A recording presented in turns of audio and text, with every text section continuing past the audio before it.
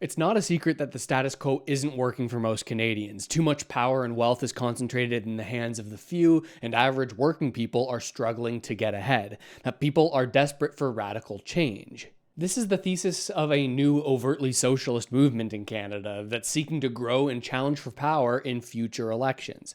But at the same time, it's also the thesis of what, in my opinion, is the strongest argument in favor of conservative and capitalist policies. Now, let me explain what you need to know about this socialist movement, show you how this far-left movement has a ton of similarities to what many would label the far right, and talk about how this all could impact you directly. This is the policy platform for Yves Engler, someone who wants to be the new leader of the New Democratic Party in Canada. Now, I want to make clear I'm not a socialist, and there's a whole lot I disagree with in this platform, but I discovered something you'll find incredibly interesting regardless of where you land on the political spectrum. In this platform, there are several explanations for what the biggest issues are in the country, and regardless of if you're more on the right or more on the left, I think that most people are going to agree on most of this. Here are some highlights. They say that Canada is at a crossroads. Workers, small business owners, and entire communities are being squeezed by rising costs and stagnant wages and record debt. Housing and food prices have spiraled out of reach for millions, while public services, from healthcare to transit, are defunded.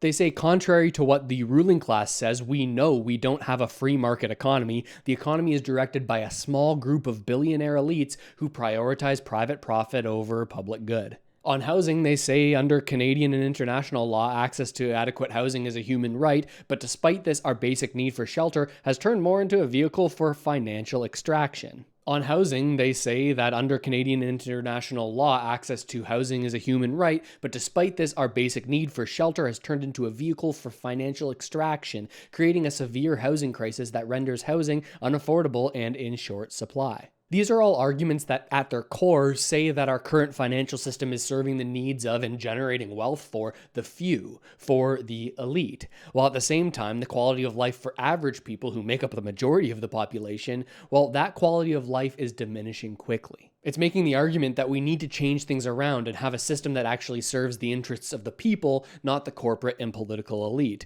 but everyday people who have been forgotten about for too long. Yes, we're talking about these excerpts from a platform that argues for an unapologetic socialist transformation of Canada, but, well, these core problems are central to the rise of one of the most successful conservative movements, and that's regardless of how you feel about the regime, it's Trump's populist MAGA movement. That, too, was a movement that said, for too long, the interests of the elite have been served to the detriment of average citizens.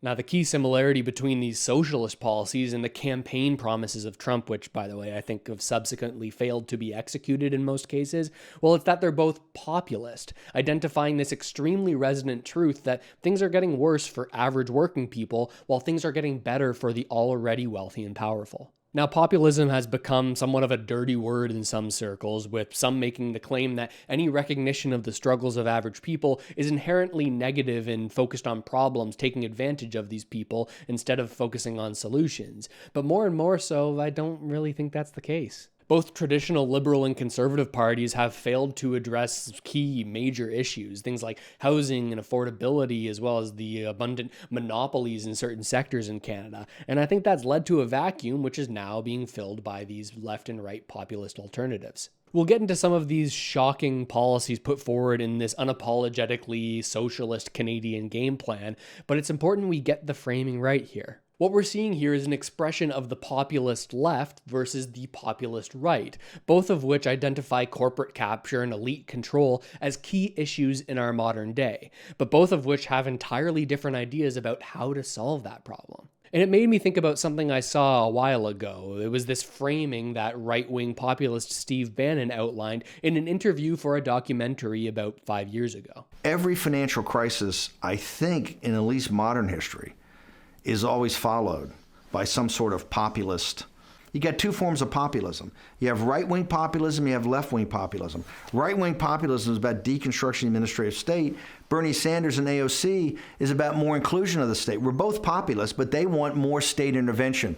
We want less. In fact, we want to start to take apart certain parts of the apparatus. The socialist movement and the Trump movement are two similar sides of the populist coin. Now, I'll be the first to argue that Trump used populist ideas to take power and has since largely failed to implement the vast majority of those ideals, instead contributing to more centralization of power, but that's a story for another day. And that brings us back to Canada's socialist plan. And given what we were just talking about in the context of left-wing populism, it starts to make sense. For every issue, they tend to identify that things aren't working for average people, and the interests of the elites are being served. But the solution in almost every case is to nationalize previously private industries, bringing major sectors under government control. They talk about nationalizing and bringing into the public scope pretty much every single industry, things like energy, telecommunications, as well as banking and financing. Creating a publicly owned pharmaceutical company, publicly owned manufacturing base, as well as publicizing the automotive industry. Everything is nationalized, everything is publicly owned, which could all work in the short term, but my main concern is that it massively centralizes control into the hands of the government. Now, many people may see this as being better than these sectors being in the hands of private corporations, which is fair, because that's certainly not working well right now. But it creates a huge risk that one day the apparatus that you build of everything being owned by the government, this central government control for the public good, well, one day that might fall into the hands of a government that doesn't seek the ultimate public good. Instead, the incredibly centralized systems that you've created, well, they could be used for not the benefit of the people, but for the benefit of a new ruling class. And I worry about it in the long term, whether or not it would recreate a worse version of what we have today, where the interests of the few yet again are served above and beyond the interests of the many. Rather than the government being a key player, or hell, the only player in these critical industries, I wonder what it would look like if they instead took the role of a true regulator and a deconstructor of monopolies. Today, the government more so plays the role of reinforcing these monopolies, creating arduous regulations that stifle innovation and protect incumbents from any meaningful competition from upstarts. It's sort of pushing forward these monopolies, strengthening these monopolies, rather than looking out for any kind of real competition. And part of this section, I think, is right on the money. Contrary to what the ruling class says, we know we don't have a free market economy. The economy is directed by a small group of billionaire elites who prioritize private profit over public good. Sure. This is why I always tend to roll my eyes when I hear one certain criticism of capitalism. You've heard it before. It's we have a capitalist system today and that's not working, so the answer must be socialism or communism. Now, I would agree with Engler that we don't truly have true capitalism today. Instead, the democratic system has largely been captured by corporate interests that seek to increase their own profits and to eliminate all other competition that could result in better outcomes for average consumers, average people. Now, don't get me wrong, I think that there's a role for government, but I think that role is to actively attempt to create more competition and to decentralize decision-making, to move more power out of the hands of the few and closer to the hands of the many. As I understand it, this socialist platform is saying that there should be less private ownership, fewer individual property rights, and more government ownership of industry. In this world, yes, you'd be taking power from the billionaires, sure, and you'd technically be putting it into the hands of the people via a democratically elected government. But for that to work out in the long term, you have to then trust that this government will actually look out for the people it serves, represent them fairly in their ownership of these industries, trust that it won't expand itself for the benefit of the government and its government servants, instead efficiently working for the betterment of the people. You have to have so much trust. Trust that at no point in the future will this increased government-owned social apparatus fall into the hands of an unjust and ill-willed government. Even if the government that creates this system is moral and does a good job, is it likely that they'll stay that way over the decades? Or that they won't hand off power to someone else at some point? Now, I don't know. Am I missing something here? This way of thinking seems to require a huge amount of trust. And maybe a lot of people have that kind of trust, and maybe I'm too cynical. But at least right now, I don't have enough faith to really believe that that would work out long term. Now, don't get me wrong, there are some interesting ideas in this platform. Take, for example, their thoughts on co op housing. They say that co op housing communities will become an important economic foundation and offer protection against further government privatization of social housing. Instead, having co ops where people co own plots of real estate rather than it being government owned social housing, something that a lot of people are concerned about with this new Build Canada Homes agency that the current Liberal government is pushing forward. Now, I'm still personally more in favor of allowing for private individual ownership, but I mean, this is a fair middle ground here for people who feel like that has gotten outside of the reasonable future for them. They also have some interesting ideas about digital sovereignty, criticizing large tech giants and the data that they're extracting from us for massive profit. But the solution that they come up with is that this data should instead be publicly owned via the government instead of pushing for better privacy technologies. I kind of worry about what that could mean in the future. They even have some more extreme kind of nationalist international foreign policy as well, with this idea of breaking from NATO, kind of a populist nationalist idea saying that we should stop the militarization and we shouldn't support some of these NATO activities that are really seeking to grow a global organization rather than care for the interests of individual nations. But with all of that aside, this kind of left-wing populist rise alongside the simultaneous right-wing populist rise has all been a result of what, in my eyes, has been a failing of the traditional liberal and conservative parties in Canada, at least when it comes to addressing these issues of class disparity, some of the biggest issues we face. These days, the Liberals seem to be framing themselves more and more as the party of institutional strength, saying, actually, the current worldwide system, well, that's served us well. Let's keep it going. Institutions like central banks have provided economic stability and historic stock market growth. Well, we'll ignore how non-asset owners have been crushed along the way.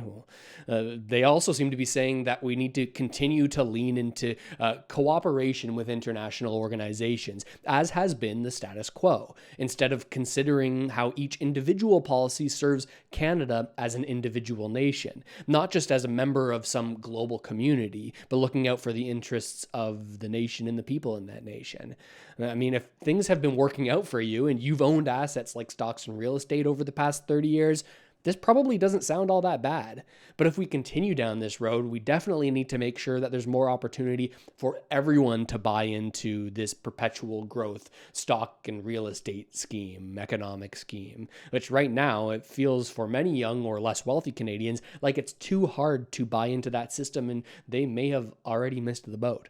And current conservatives seem to me to be too focused on the bad of the Liberals rather than the good of their policies.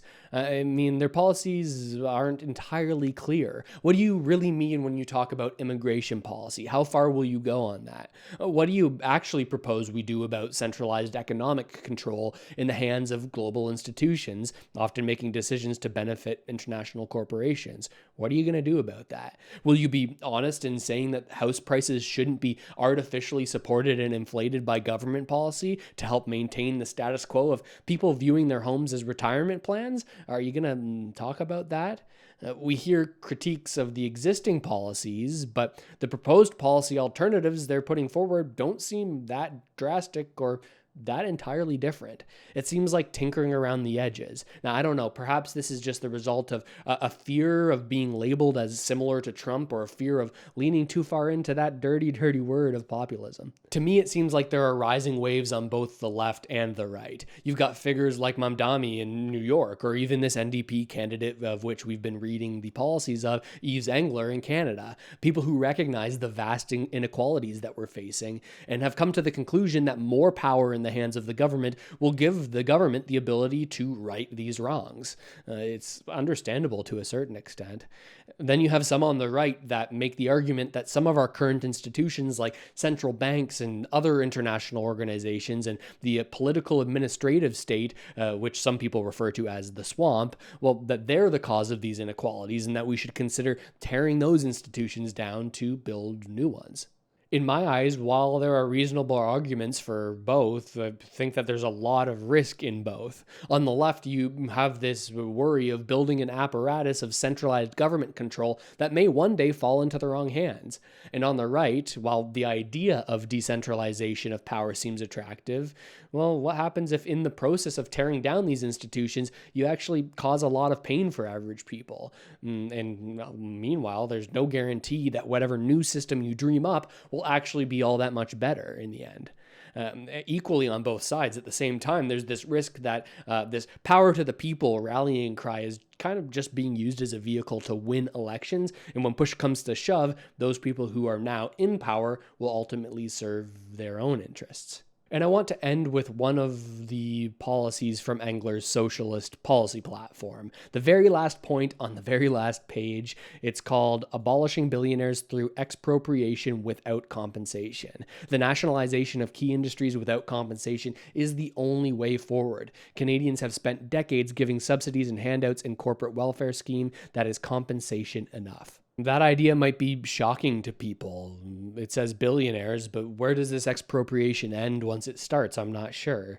And once again, it reminds me of that same Steve Bannon interview in which he's talking about how many billionaires hated him because he was advocating for higher income taxes. Listen to this. What I told the donors, I said, you may hate my guts, okay? And because remember, in the Oval Office, I'm the guy arguing for a 44% tax on all income over $5 million. Because I told the donors, I said, if we don't get this thing sorted, you're going to have a left-wing populism, and they're not coming for your income. They're coming for your assets. Okay, it's going to be just like Europe. People have to start to get ownership. They have to get ownership in the companies. They have to get ownership in real estate. Incomes have to start to rise. The Wall Street Journal can't go through meltdown when wages starting to rise. Inflation coming back. Right. Incomes rising. So there has to be fundamental change. So how will all of this play out? I don't know. I hope mainstream political parties actually start addressing some of these more pressing issues. It seems like they talk a big game, but they never really seem to change things all that much. I guess we're going to have to wait and see. But what do you think about all of this? Let me know in the comments. What have I gotten right? What have I gotten wrong? What have I missed entirely? And if you like these types of videos and want to support this ongoing work, feel free to become a channel member. That's the first link in the description. There's a private chat there that I'm in all the time, private members calls, as well as private members videos, interviews that are long form, an hour and a half plus. New ones are going up there regularly, and I appreciate the support. But with all of that said, thanks so much for watching, everybody. I really hope this video helped you out at least a little bit, and I'll see you next time.